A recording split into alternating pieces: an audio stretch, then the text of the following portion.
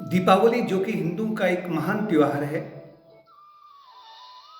ज्योति का त्योहार है, ज्योतियों की ज्योति का त्योहार है। इस दीपावली को मनाने के पीछे बहुत सारी कथाएं हैं। मुख्य रूप से 4 कथाएं हैं।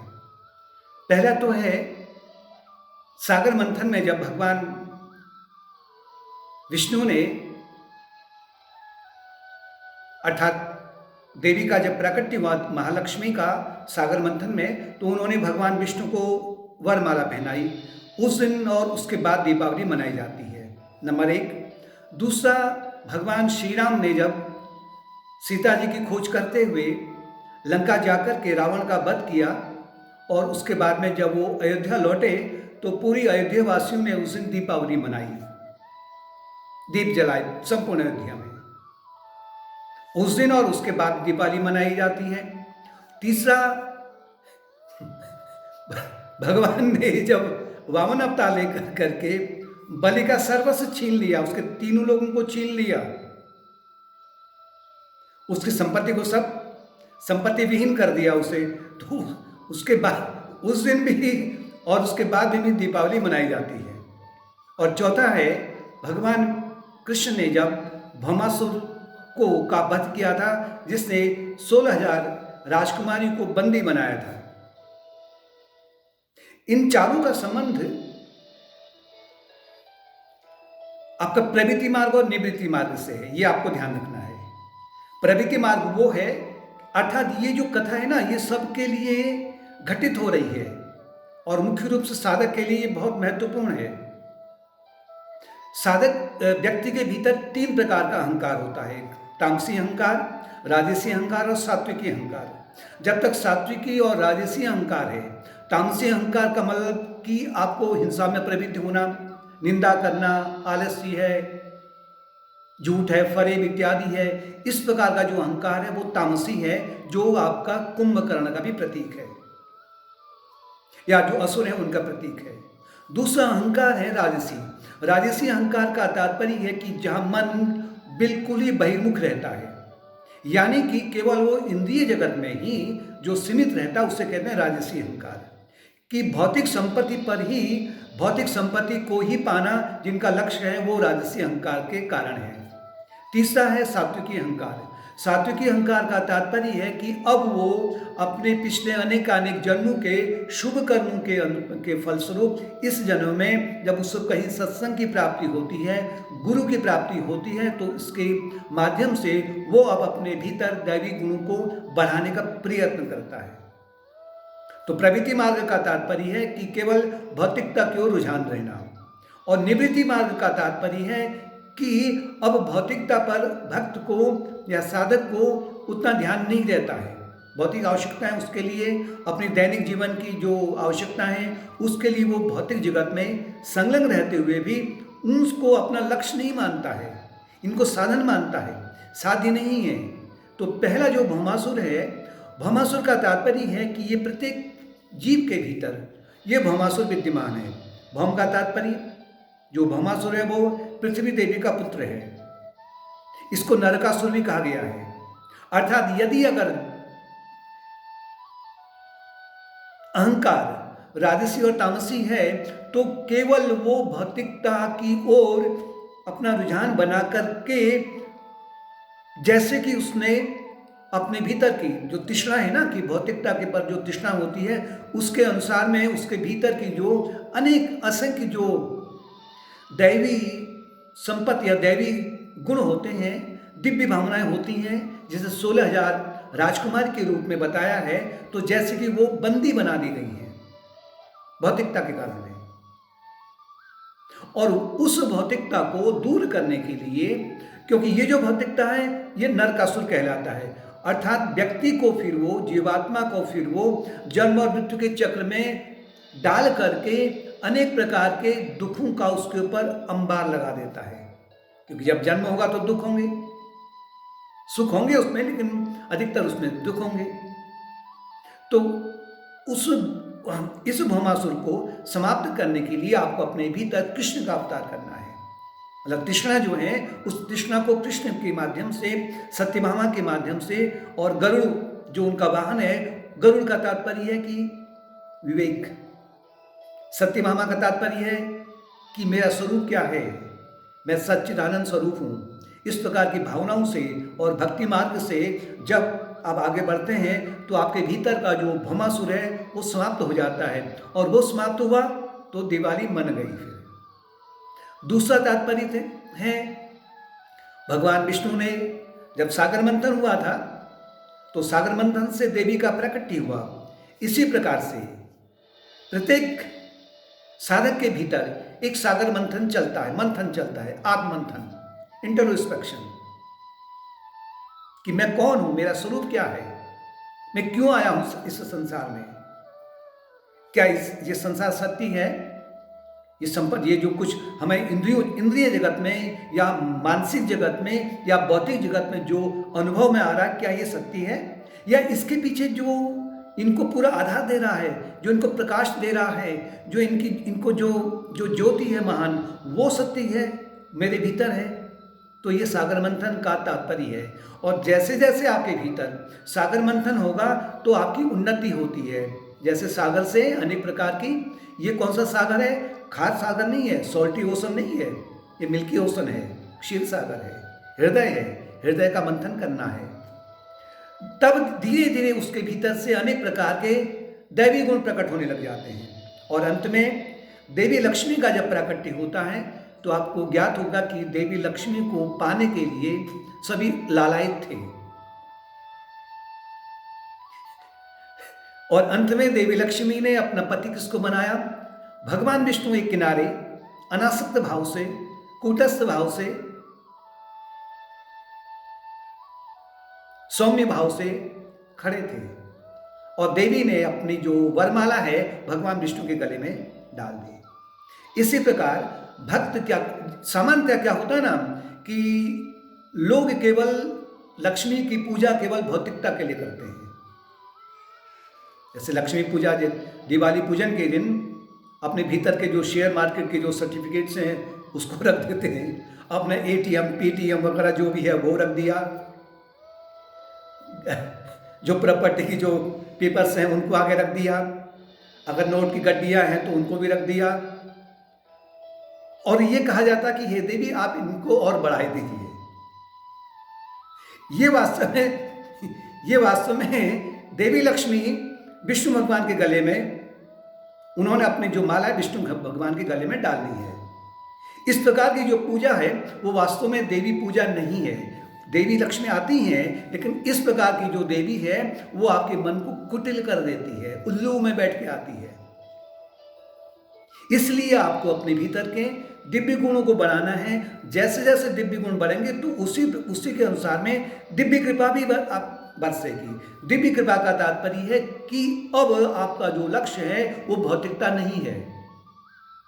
जब भौतिकता नहीं है तो लक्ष्मी जी का विवाह विष्णु भगवान के साथ में, जीवात्मा का विवाह भगवान के साथ में, या जीव और ब्रह्म दोनों एक हो जाते हैं।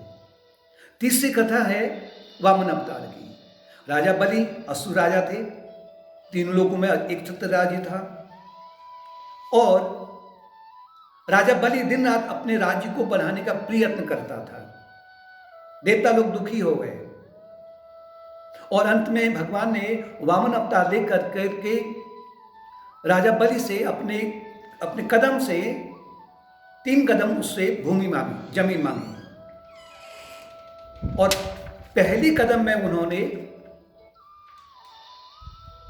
एक लोक को नाप लिया क्योंकि विशाल रूप बनाया। दूसरे कदम से उन्होंने दूसरा लोक नाप लिया, और तीसरा कदम रखने के लिए उन्होंने राजा बलि से कहा कि अब मैं कहाँ रखूं अपना पैर। तो राजा बलि ने अत्यंत विनम्र भाव से कहा कि मेरा अहोभाग्य है कि आपने मेरा सर्वस्व छीन लिया है, अब जो आपका तीसरा चरण है मेरे सर पर रखिए आप। और बलि को उन्होंने अपना भक्त बनाया। तात्पर्य है कि बलि प्रत्येक के भीतर ये एक प्रकार का, सबके भीतर ये जो ईगो है वो बलि है, जो केवल भौतिकता तक ही सीमित रहता है, अपने साम्राज्य को बनाना चाहता है, इंद्रियों के साम्राज्य को, यानी कि अपना कि लोकेशना, कि मैं प्रसिद्ध हो जाऊं, वायरल हो जाऊं, अनेक प्रकार से इलेक्ट्रॉनिक मीडिया में, सोशल मीडिया में, वित्तसना, धन संपत्ति मेरे पास आए, पुत्र सणा, मेरा ही परिवार फले फूले, या मेरे बहुत सारे फॉलोअर्स हो जाए। इसी प्रकार की भावना से यदि जो व्यक्ति कार्य कर रहा है, वो समझो कि उसके भीतर बलि अपना साम्राज्य बढ़ाने का प्रयत्न कर रहा है। किंतु एक समय ऐसा आएगा कि अनेक जन्मों में जब, क्योंकि शुभ कर्म भी होते हैं, उन शुभ कर्मों के माध्यम से जब भक्त अपने भीतर अनुभव करता है कि जो संपत्ति जिनको मिली है, अनंत संपत्ति जिनको मिली है, वो सुखी नहीं है बल्कि और दुखी हैं। अगर उनको देखा जाए तो अत्यंत कठिनाई में उनके दिन बीत रहे हैं। भले बाहर से वो देखें तो उस समय में भक्त को अनुभव होता है कि जीवन का उद्देश्य क्या है। और फिर जब उसे कहीं सत्संग के माध्यम से, अपने ही जो दैवी गुण हैं उनके माध्यम से उसके भीतर एक ज्वाला जगती है, एक चिंगारी उठती है, उस चिंगारी को कहते हैं वामन अवतार, कि मैं कौन हूँ, मेरा स्वरूप क्या है। और इसको जानने के लिए पहले वो अनुभव करता है कि वो हो, ये तो बहुत छोटी चिंगारी है, जो जिज्ञासा जगी है, ये क्या कर पाएगी इस भौतिक जगत में, जहाँ मेरे भीतर अनेक प्रकार के वासनाएं विद्यमान हैं, मलिन वासनाएं विद्यमान हैं, और चारों ओर का जो संसार भी है वो कुसंग को मुझे मेरे सामने रख रहा है, परोस रहा है मेरे सामने, तो मैं कैसे कर पाऊंगा। शरणागत हो जाना है। इसके लिए आपको 3 कदम बलि से नपवाने हैं। पहला है कि पहला जो है वो भूलोक, भूअरलोक और स्वरलोक, पहला, दूसरा, तीसरा। भूलोक का तात्पर्य है भौतिक जगत, भूअरलोक का तात्पर्य है सूक्ष्म जगत, और स्वरलोक का तात्पर्य है कारण जगत। ये आपके भीतर हुए हैं। भूलोक आपका भौतिक शरीर, इंद्रियों और मन की सीमा में जो केवल खाओ और पियो और मौज करो, कि मैं शरीर नहीं हूं।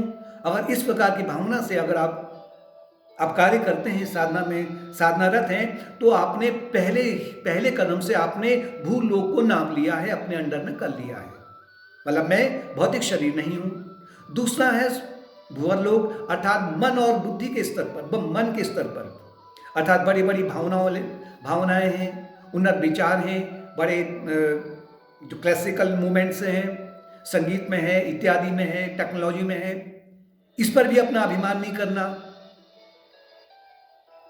और तीसरा है स्वरलोक, अर्थात बुद्धि के स्तर पर बड़े जो उन्नत विचार होते हैं, ये जो सब हैं, इनके पीछे जो है वो आत्मन है, इन सबको जो संचालित कर रहा है वो आपके भीतर परमात्मा जो परम ज्योति है, जिससे दिवाली के रूप में संकेत दिया गया है, उस महान ज्योति के प्रकाश में ये तीनों लोक आपके प्रकाशित हो रहे हैं। तो मैं भूलोक नहीं हूँ, अर्थात मैं भौतिक शरीर नहीं हूँ, मैं सूक्ष्म शरीर नहीं हूँ, मैं कारण शरीर नहीं हूँ, अपितु मैं सच्चित आनंद स्वरूप हूँ।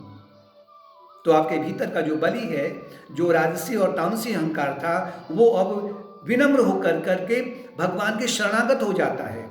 जैसे कि उसने भक्ति मार्ग से अपने आप को भगवान का एक सेवक मान लिया, दास मान लिया है, शरणागत हो गया है। और तीसरी कथा है, चौथी है, भगवान श्री राम का जब जन्म हुआ था, जब उनका विवाह हुआ सीता जी के साथ में, वनवास को गए, और वन में रावण ने सीता जी का हरण कर लिया, और वही सीता जी को खोजने के लिए और रावण का वध करने के लिए अब श्री राम जी ने अपने योजना को बनाया है।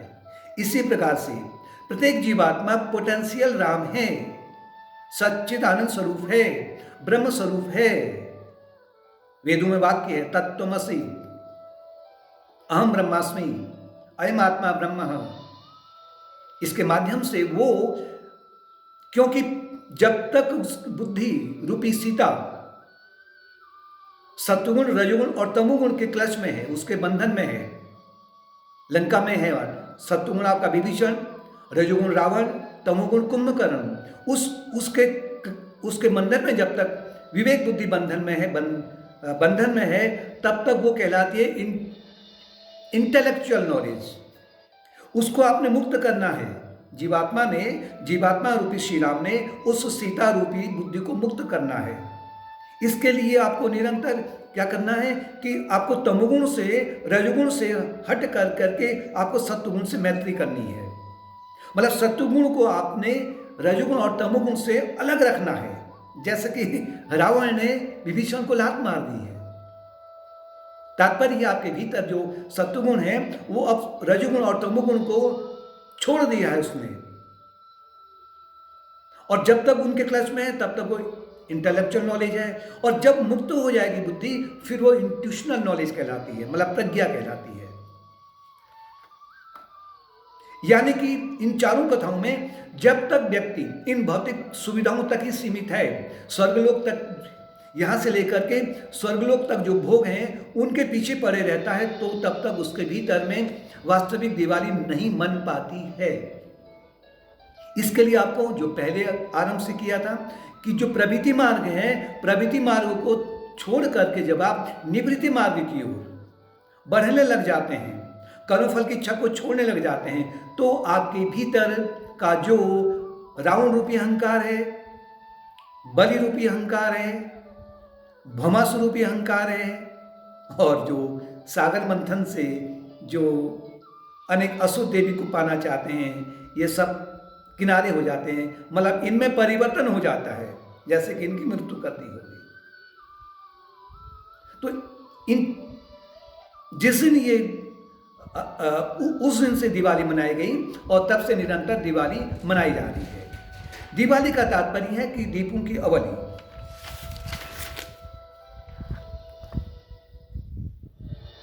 वेदांत में एक उपनिषदों में एक श्लोक आता है, न तत्र सूर्यो भाति न चंद्र तारकम नेवाम विद्युतो कुतो अग्निम तेषाम भांति अनुभाति सर्वम तस्य भाषा सर्वइदं विभाति।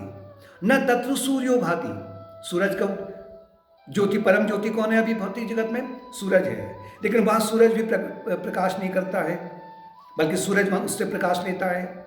न चंद्र तारकम, न वहाँ चंद्रमा का प्रकाश पहुँचता है, न तारों का प्रकाश पहुँचता है, और वहाँ न अग्नि का प्रकाश पहुँचता है। तमेव भांतम अनुभाति सर्वम, और उसी के प्रकाश से, उसी की परम ज्योति से ये सभी प्रकाशित होते हैं। वो जो है वो आत्मस्वरूप है।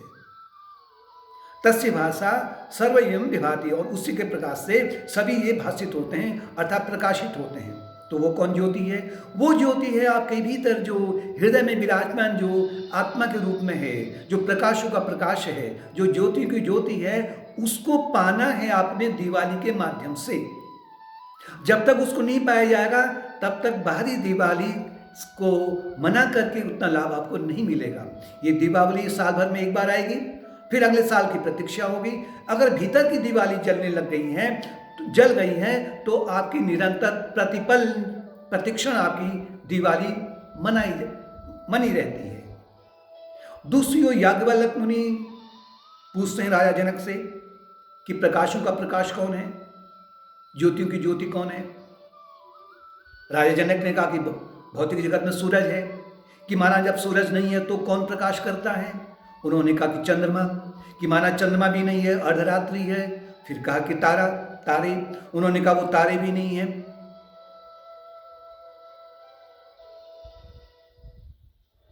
सपना आप देखते हैं तो सपने में जो कुछ भी आपको सूरज दिखता है, चंद्रमा दिखता है, बातचीत होती है, प्रकाश होता है, वो प्रकाश कहां से आया है?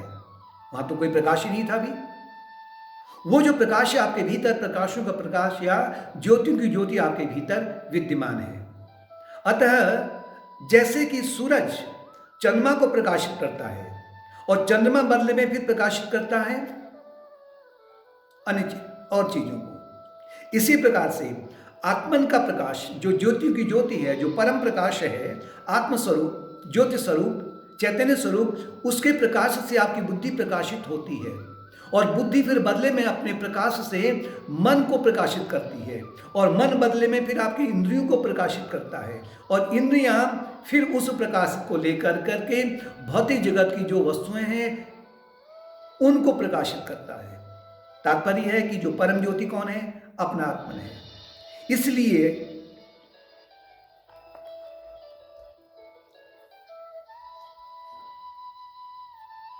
गीता में जो श्लोक आया है, ज्योतिषाम अपि तत् ज्योतिस्तमसः परम उच्यते ज्ञानम ज्ञेयम ज्ञानगम्यम हृदय सर्वष्टविष्टितम, 13वें अध्याय का श्लोक है ये, कि जो ज्योतियों की ज्योति है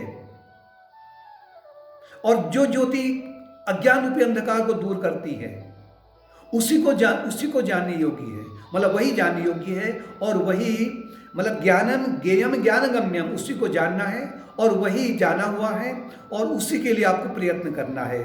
और वो जो प्रकाश है हृदय सर्वस्व विष्ठितम, सभी के हृदय में, हृदय के मतलब भौतिक जगत नहीं, भौतिक हृदय नहीं, बल्कि जो आपका जो कारण शरीर है उसे हृदय कहते हैं, उसके भीतर जो प्रकाश है वो वहाँ विद्यमान है, और उसको पाना है, उसको पाने पर आपकी दिवाली मन रही है। इसलिए ये कहा गया कि उस ज्योति को पाने के लिए आपको पहले दिए जलाने हैं, दीपों की अवली जलानी है, एक कतार जलानी है, और वो दिए भौतिक दिए नहीं है। इसके लिए आपको भौतिक वस्तुओं की आवश्यकता नहीं है, इसके लिए आपको अंदर की जो भावनाएं हैं उन भावनाओं के दिए जलाने हैं। प्राचीन समय में या अभी भी जब आप दिया जलाते हैं तो दिए में क्या होता है, एक तो तेल होता है और एक बाती होती है, और तीसरा वो जलाते हैं तो उसमें प्रकाश होता है। तो जो तेल है वो तो है तमोगुण का प्रतीक, रजोगुण का प्रतीक है, मतलब क्रियान्वित जो शक्ति है वो आपका उसमें बत्ती है रुई की, और जो ज्योति है वो सत्वगुण की ज्योति है। इसलिए आप अपने भीतर का जो तमोगुण है उसको आपने रजोगुण की ओर, मतलब सकारात्मक मार्ग में, मतलब पॉजिटिव वे में उस तमोगुण को आपने प्रयोग करना है, और उसके बाद में वो जो रजोगुण है उस रजोगुण को आपने उस परम ज्योति या दीपावली मनाने के लिए आपको उसका प्रयोजन रखना है। इसके लिए क्या करना है, सबसे पहला जो आपने ज्योति, अगर आपने दिवाली मनानी है तो पहले आपको गुरु के माध्यम से सत्संग का श्रवण करना पड़ेगा। सत्संग के प्रकाश में फिर आप अपने भीतर की ज्योति को जलाने लग जाते हैं, उसका उजागर करने लग जाते हैं। इसलिए गुरु की बहुत आवश्यकता है, सामान्य गुरु की नहीं है। सामान्य गुरु की भी अगर आवश्यकता है तो वो भी होती है। भौतिक जगत में जो कुछ भी आपका एकेडमिक नॉलेज है उसके लिए भी आपको गुरु की आवश्यकता होती है, कोई भी कहीं भी कुछ भी ज्ञान हो। लेकिन जो परम ज्योति है, जो परम ज्ञान है, जो महान दीपावली का त्यौहार है, उसे मनाने के लिए आपको गुरु की आवश्यकता होती है। और गुरु क्या कहते हैं, वो कहते हैं कि आपका जो लक्ष्य क्या है, कि आपको ज्योतियों की ज्योति उसको पाने का आपका लक्ष्य है। ज्योतिषाम अपि तत् ज्योतिष, जो ज्योति की ज्योति है वो कहाँ है, हृदय सर्वस्व विष्ठितम, वो सभी के हृदय में विराजमान है। इसके लिए आपको अपने व्यक्तित्व में कौन से दिए जलाते हैं, इसके लिए गीता में कहा गया है, अमानित्वम अदम्यत्वम अहिंसा शांतिरार्जवम आचार्योपासनम शौचम स्थैर्यम आत्मविनिग्रह, कि पहला जो आपका जो दिया है, अगर वास्तविक दिवाली मनानी है, पहला दिया है आपका अमानित्वम। अमानित्वम का तात्पर्य अपने भौतिक शरीर के माध्यम से अपने परिवार को लेकर करके, अपनी बुद्धि या अपनी संपत्ति, इसके माध्यम से आपको अभिमान नहीं करना है, अमानी रहना है कि ये सब कुछ जो है नश्वर है। जैसे बलि ने अपना सब कुछ त्याग दिया था, दे दिया था, और क्या मिला उसे अंत में, उसे परम ज्योति मिल गई, परम धाम प्राप्त हो गया। जब तक नहीं त्यागा तब तक दुखी था, रात दिन बढ़ाने में लगा था।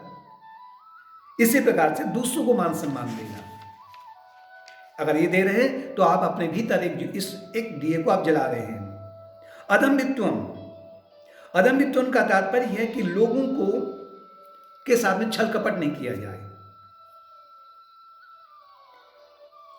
दम्भ का अभाव होने लगे, पैसे के बल पर है, धन के बल पर है, मान सम्मान के बल पर है। तीसरा फिर अहिंसा, अदम्यत्वम अमानित्वम अहिंसा।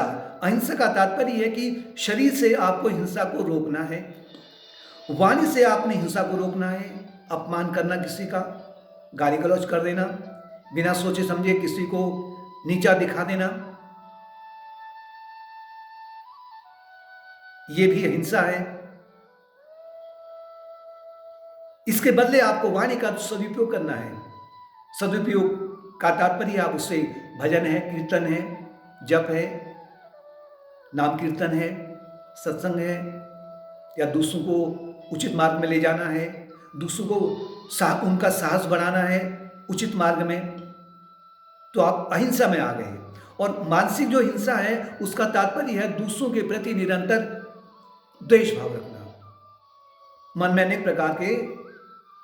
प्रकार से कटुता रखना दूसरों के प्रति, या कभी कभी अपने ही परिजनों के प्रति भी लोग इस हिंसा को पाले रखते हैं। और इस हिंसा को पालने के लिए वो कभी कभी लंबे लंबे समय तक तपस्यारत रहते हैं। जो असुरों की तपस्या है, एक ही जन्म नहीं, अनंत जन्मों तक वो इस प्रकार की हिंसा को पाले रखते हैं। वो भी नहीं करना है। अगर आप नहीं कर रहे हैं तो आप अहिंसा में प्रतिष्ठित हुए हैं, तो आपका ये दिया जल रहा है। और ये इसको प्रकाश कहां से मिलता है? आपके भीतर से मिलता है। शांति, शांति का तात्पर्य है कि क्षमा भाव रखते हैं तो आपके भीतर से क्रोध दूर होने लग जाता है, अक्रोध की उत्पत्ति होती है। मतलब तीसरा है आर्जव का तात्पर्य स्ट्रेट फॉरवर्डनेस।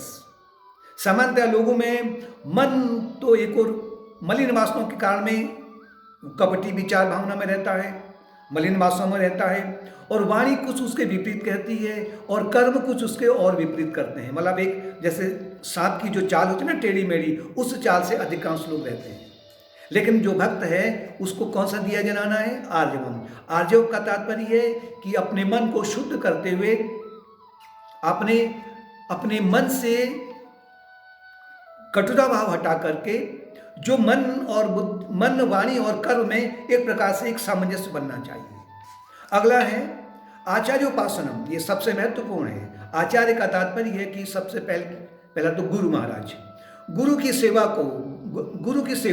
गुरु के ज्ञान को प्रसादित करने के लिए, उनके मिशन में सहायता देने के लिए किसी प्रकार की जो सहायता होती है उससे कहते हैं आचार्य उपासना।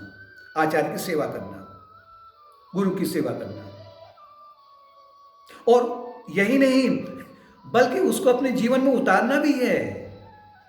दूसरों से कह के लाभ नहीं होगा। गुरु जो आपको मार्गनिर्देशन दे रहे हैं कि भाई वो परम ज्योति तुम्हारे भीतर विद्यमान है, उसको अपने भीतर भी जानने के लिए आपको उसको अपने दैनिक जीवन में उसका अभ्यास करना है, प्रयास करना है। शौच का तात्पर्य है कि एक बाहरी शौच, शरीर भौतिक शरीर है, वस्त्र हैं, जहाँ रहते हैं उसकी सफाई हो गई। दूसरा शौच है इंद्रियों का। इंद्रियों से आपको अनुचित जगह को, इंद्रियों को नहीं ले जाना है। यानी कि जो आपकी इंद्रियां हैं वो आपके शुद्ध मन के कंट्रोल में होनी चाहिए। इंद्रियां रूपी घोड़ों का जो नियंत्रण है वो निर्मल मन के अंडर में होना चाहिए। और मन फिर मन रूपी जो लगाम है, मन का जो लगाम है वो किसके हाथ में होनी चाहिए? वो निर्मल बुद्धि के हाथ में होनी चाहिए, कृष्ण भगवान के हाथ में होनी चाहिए। तो आपका अपने आप ही शौच होने लगेगा। मन का शौच, मन से आपको उन्नत विचार करना। बुद्धि का शौच, शुद्ध विचार लाना, शुद्ध भावनाएं लाना मन से। वाणी से आपको उसका दुरुपयोग नहीं करके, क्योंकि वाणी में देवी सरस्वती का वास होता है, उसके माध्यम से अगर वाणी का दुरुपयोग कर रहे हैं तो हम देवी की निंदा कर रहे हैं, मतलब परम ज्योति को हम ढक रहे हैं।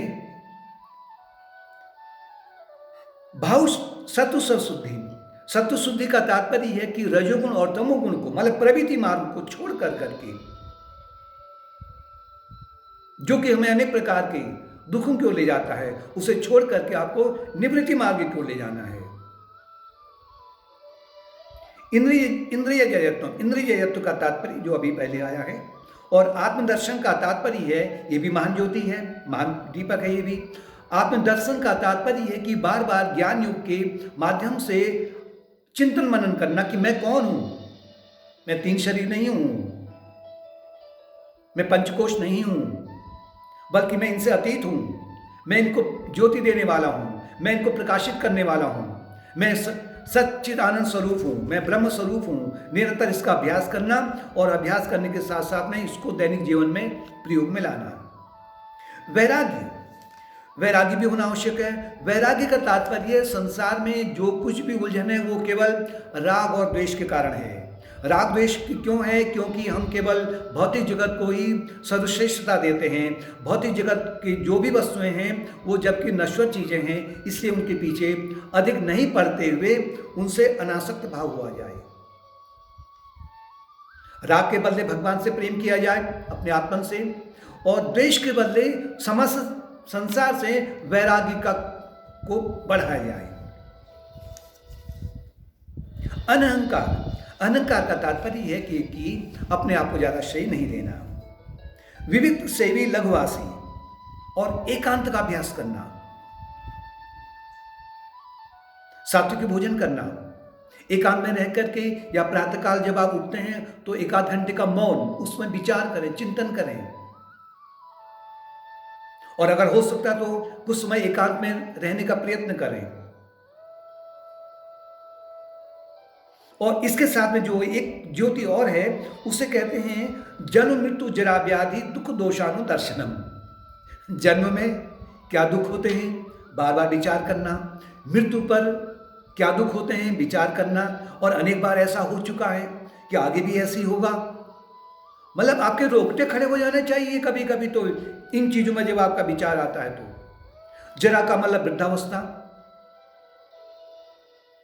वृद्धावस्था में तो स्थिति खराब हो जाती है। जिनको आपने अपना माना था वही आपको छोड़ रहे हैं, नहीं पूछते हैं आपसे, आपका मान सम्मान कम हो जाता है। व्याधि का तात्पर्य है कि शरीर अगर दिया है तो अनेक प्रकार की व्याधि आएंगी, तो इन पर बार बार विचार करना, ये भी आपकी क्या है, दीपक हैं। और इन दीपकों के माध्यम से अगर आप इनको जला रहे हैं तो आप उस परम ज्योति को पाने का प्रयत्न कर रहे हैं। मतलब जो महान दीपावली है, जो महान दिवाली का त्यौहार है, उसको मनाने जा रहे हैं।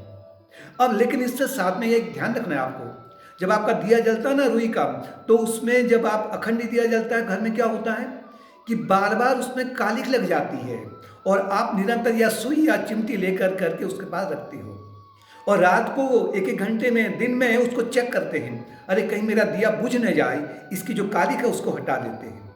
इसी प्रकार से जो कालिख कौन है, वो अज्ञान की कालिख है, रजोगुण की कालिख है, तमोगुण की कालिख है। इसको हटाने के लिए आपको बार बार क्या करना है, आपको निरंतर, आपको बार बार योग मार्ग का पालन करते हुए, मतलब जैसे भक्ति मार्ग है, ध्यान मार्ग है, ज्ञान मार्ग है, सेवा मार्ग है, इनके माध्यम से आप निरंतर वो जो कालिख लगी है, कुसुम की जो कालिख लग गई है, उसको दूर करने का प्रयत्न करेंगे।